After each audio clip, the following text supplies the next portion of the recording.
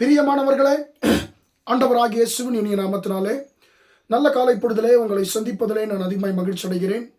இந்த நாள் முழுவதுமாக நீங்கள் செய்கிற எல்லா காரியத்திலையும் கர்த்தருடைய கரம் உங்களோடு கூட இருந்து உங்களை நடத்துவதாக. அன்பான பிள்ளைகளே, கர்த்தருடைய பெரிதான கிருபையினாலே நம் 2026 வருஷத்திலே முதல் 5 மாதங்களை கிருபையாய் கடந்து வர கர்த்தர் கிருபை செய்திருக்கிறார். இந்த 6ஆம் மாதத்திலே கர்த்தர் நம்மை பிரவேசிக்க பண்ணியிருக்கிறார். அன்பான பிள்ளைகளே, இந்த 6ஆம் மாதம் 1ஆம் தேதியிலே கர்த்தர் நமக்கு என்ன வாக்கு தத்தத்தை கர்த்தர் கொடுக்க விரும்புகிறார் என்பதை நாம் தியானிக்கலாம். சங்கீதங்களின் புஸ்தகம் 103ஆம் சங்கீதம் 5ஆம் வசனத்தினுடைய முதல் பகுதிப்படியாக சொல்லுகிறது, நன்மையினால் உன் வாயை திருப்தியாக்குகிறார். நன்மையினால் உன் வாயை திருப்தியாக்குகிறார். அன்பான பிள்ளைகளே, இந்த ஜூன் மாதத்தினுடைய 1ஆம் நாளிலே கர்த்தர் உங்களையும் என்னை பார்த்து ஆண்டவர் சொல்லுகிறார், என் மகனே, என் மகளே, இந்த மாதத்திலே நான் உன்னை நன்மையினாலே திருப்தியாக்க போகிறேன். நன்மையினாலே திருப்தியாக்க போகிறேன். அன்பான பிள்ளைகளே, இந்த வார்த்தையை இந்த வசனத்தில் நாம் கூர்ந்து கவனிப்போம் என்று சொன்னால், நன்மையினாலே ஆண்டவர் எதை திருப்தி ஆக்குகிறாராம்? நம்முடைய வாயை கர்த்தர் திருப்தி ஆக்குகிறார். இதனுடைய அர்த்தம் என்ன? நமக்கு வேண்டியவற்றை கொடுத்த ஆண்டவர் நம்மை போஷிக்கிற தேவன். அன்பான பிள்ளைகளே, அவர் நன்மையினாலே உங்களையும் என்னையும் அவர் திருப்தியாக்குகிற தேவன் என்று சொல்லி பரிசுத்த வேதாகமம் சொல்லுகிறது. அன்பான பரிசுத்த வேதாகமத்திலே நன்மைக்காக கர்த்தரை நோக்கி விண்ணப்பித்த அநேகருக்கு கர்த்தர் நன்மை செய்திருக்கிறார். நாம் அதை வாசிக்க முடியும். அன்பான பிள்ளைகளே, நீங்கள் பார்ப்போம் என்று சொன்னால், யாக்கோபு நாம் எடுத்துக்கொள்வோம் என்று சொன்னால், 20 வருஷம் மாமாவுடைய தேசத்தில் அவர் இருக்கிறார். 20 வருஷம் பல பாடுகளை அவர் படுகிறார். பட்டு அவர் அங்கே இருக்கும் பொழுது ஆண்டவர் சொல்லுகிறார், நீ உன்னுடைய தேசத்திற்கு நீ திரும்பி போ, உன்னுடைய தகப்பன் வீட்டுக்கு திரும்பி போ என்று சொல்லி ஆண்டவர் சொல்லுகிறார். இப்போ என்ன நடக்குது? இவர் அப்பா வீட்டுக்கு போனால் அண்ணனை சந்திக்கணும். அண்ணன் எப்படிப்பட்ட சூழ்நிலையிலே மனநிலையில் இருப்பார் ஏசா என்று சொல்லி தெரியாது. ஏன்னா ஏற்கனவே இவர் மேலே அவர் விரோதமாக இருக்கிறார். இவரை குறித்து அவர் தவறாய் புரிந்து கொண்டிருக்கிறார். தம்பி என்னை ஏமாற்றினான்னு சொல்லி இவர் யாக்கோபை குறித்து ஏசா தவறாய் புரிந்து கொண்டிருக்கிறார்.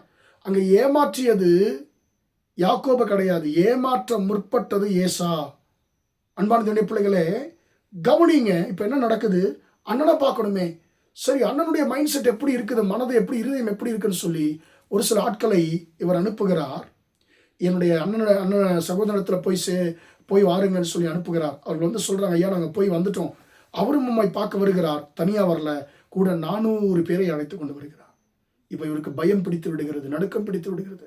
கர்த்தரை நோக்கி விண்ணப்பிக்கிறார், ஆண்டவரே, நீங்கள் தானே என் அப்பா வீட்டுக்கு போக சொன்னீங்க, நிச்சயமாக நான் உனக்கு நன்மை செய்வேன்னு சொல்லி சொன்னீங்களே ஆண்டவரே, நிச்சயமாக உனக்கு நன்மை செய்வேன், உன் தகப்பன் வீட்டுக்கு போன்னு சொன்னீங்களே ஆண்டவரே, இப்போ நீர் எனக்கு செய்ய நினைக்கிற நன்மையை என் சகோதரன் தடுக்காதபடிக்கு என்னை பாதுகாத்துருங்க ஆண்டவரே, என் நன்மை எனக்கு பாதுகாத்து தாங்க ஆண்டவரே என்று சொல்லி இவர் ஜெபிக்கிறதை நாம் ஆதியாகமம் 32ஆம் அதிகாரத்தில் நாம் வாசிக்கிறோம். அன்பான தேவனுடைய பிள்ளைகளே, என்ன நடக்குது? 31ஆம் அதிகாரத்தில் நாம் அதை குறித்து நாம் வாசிக்கிறோம். அன்பான தேவனுடைய பிள்ளைகளே, கர்த்தர் உங்களையும் என்னையும் நன்மையினாலே நிரப்ப அவர் சித்தம் கொள்ளுவார் என்று சொன்னால், அந்த நன்மையை தடுத்து நிறுத்த யாராலும் முடியாது. ஏனென்று சொன்னால், நன்மையை செய்ய சித்தம் கொண்டிருக்கிறவர் யார் என்று சொன்னால் கர்த்தர். நன்மையை மனுஷர்கள், கர்த்தர் செய்ய நினைத்த நன்மையை மனுஷர்களாலே தடுக்க முடியாது. அன்பான தேவனுடைய பிள்ளைகளே, கடந்த நாட்களிலே, கடந்த வருஷங்களிலே உங்களுடைய நன்மைகள் தொடர்ந்து மனிதர்களாலே தடை செய்யப்பட்டு கொண்டு வந்திருக்கலாம். நீங்கள் விரும்புகிற நன்மைகள் உங்களுக்கு நடக்காமல் போயிருக்கலாம்.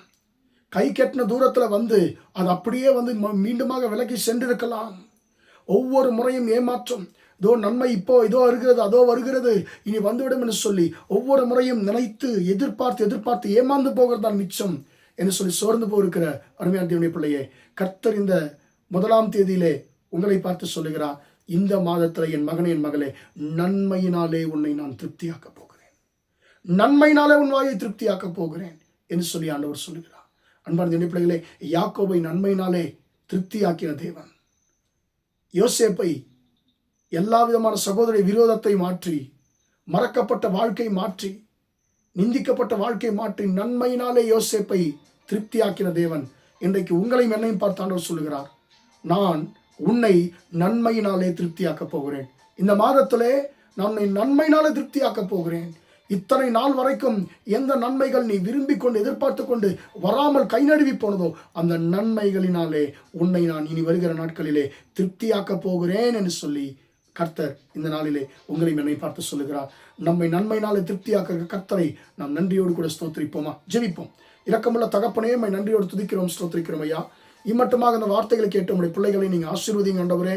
நன்மையினாலே உன் வாயை திருப்தியாக்குகிற அந்த வார்த்தையின்படி ஆண்டவரே, உடைய பிள்ளைகள் எந்தெந்த நன்மைகளை எதிர்பார்த்து கொண்டிருக்கிறார்களோ அந்த நன்மைகள் இயேசுவின் நாமத்தினாலே ஆண்டவரே இந்த தகப்பனே ஜூன் மாதத்திலே உடைய பிள்ளைகளுக்கு கிடைக்கட்டும் என்று சொல்லி ஜெபிக்கிறேன்.